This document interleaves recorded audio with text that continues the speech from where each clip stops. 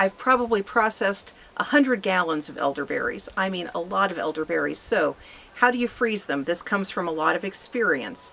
So I'm going to tell you how to freeze them, but I want to give you a quick tip before I do that.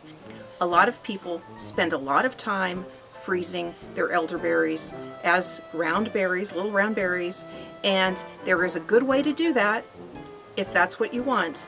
But I'm going to tell you, your best, most time-efficient process is to think about how you are going to use your elderberry, turn it into that thing, and then freeze that thing. Okay, so people find recipes online for making elderberry syrup out of frozen elderberries, and so they harvest the elderberries, they freeze them, and later make the syrup. I have a very specific video on how to make syrup from your elderberries, so if that's your goal, don't freeze them. Just make your syrup and then freeze your syrup, because you will end up spending more time freezing that didn't need to get spent because what you really wanted was the syrup, as an example. Okay, but if you do want to freeze your elderberries, it's actually really simple. So what you want to do is you want to make sure your berry is clean.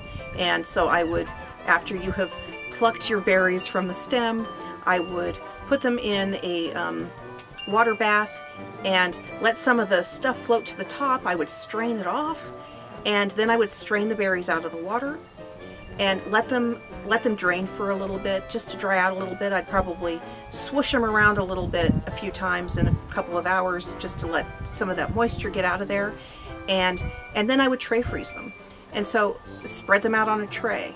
I would probably line the tray with wax paper and then put your berries out and put it in the freezer. They will freeze quickly. I mean, an hour maybe, and you can pull that tray out and you can put those berries into a baggie.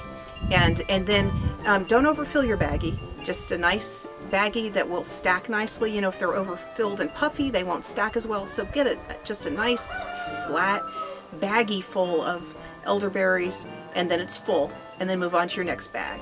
And so that is the frozen berries. After they have frozen on the tray, you're simply going to put them in the bag, and then you're going to stack them in your freezer. It's really that simple. And so later then you take these out and you use them in the recipes that you're going to use them in. Get more information about elderberries and other fun foods at the Fresh Bites Daily website, and you might check out my mailing list where I talk about inflammation and different strategies we can use to combat inflammation and promote our health.